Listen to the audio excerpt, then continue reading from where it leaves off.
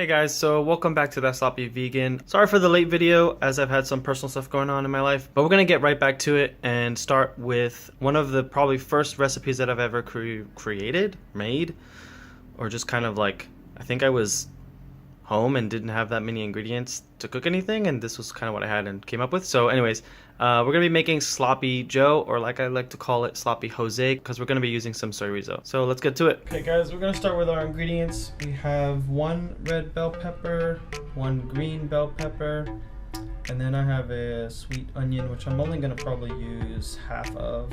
The meat, I'm gonna be using soyrizo, which you can buy at any store, but I highly recommend buying it at Trader Joe's. Just the texture from Trader Joe's is just so much more better than anywhere else. And then I have a can of black beans seasoned. You don't have to buy them seasoned, you can buy them just plain black beans, it's just as fine.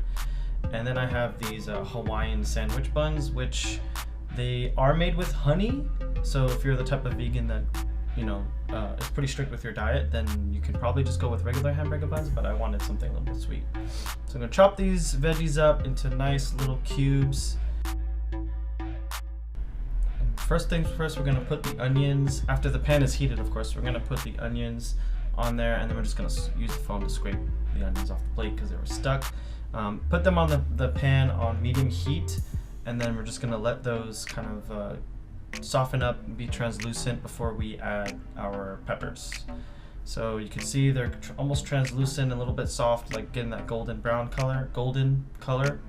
And we're gonna add the peppers now, and we're gonna try to shake the shit out of this fucking plate to get all the peppers on there, and then just stir that up, let those heat through. And what I always do is I always wash my beans, because the beans are sitting in the liquid that they've been soaking in since they were packaged, and that liquid is full of like salt, starch, and like brine that's usually gonna give you gas. So if you don't want to be playing music out of your asshole all day, then you should probably just rinse your beans. So the veggies are all softening up and they look nice. They're starting to get a little bit char on them, so I'm just gonna add the black beans.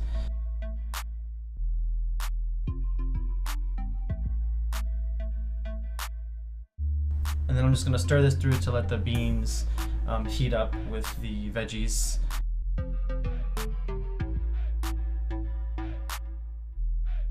Okay, for the chorizo, I'll usually just take a knife. I'll cut open the center, pull it out of the package,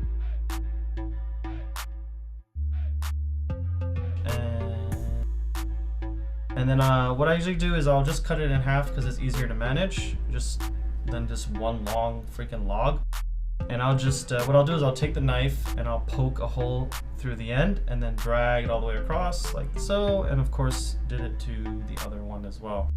So then that way what you do is you just pinch the top of the clip like I'm doing right here, and then just kind of roll the film back and push with your other finger to try to get the chorizo in the fucking pan.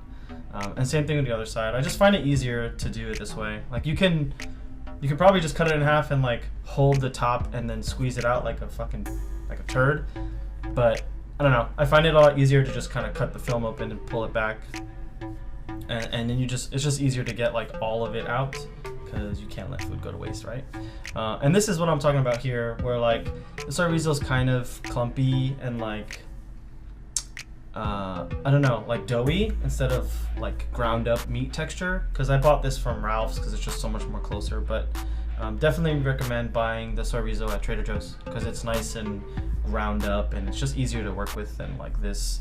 It's harder to like stir it around and make sure that it cooks evenly, like it is right here. You can see like the chorizo starting to get a little bit brown, some dark edges. You can probably cook it a little bit longer if you want, but it was on here for like 4 or 5 minutes. So we're just gonna grab a spoon after it's done. We're just gonna spoon it up on our hamburger bun. And what I didn't have any sliced cheese, I only had shredded cheese, so I put some cheese on top because I wanted some cheese. And you know, you gotta be gentle, so tap the cheese, but then you gotta flick that shit and teach you who's boss. And this is it all plated up with some waffle fries.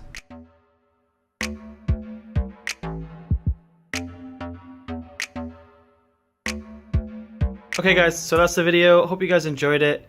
I did forget one thing. Normally I do add a can of diced tomatoes. So after you've added the soyrizo and it's cooked evenly, I would probably add a can of diced tomatoes and let that heat through before I take it off the stove.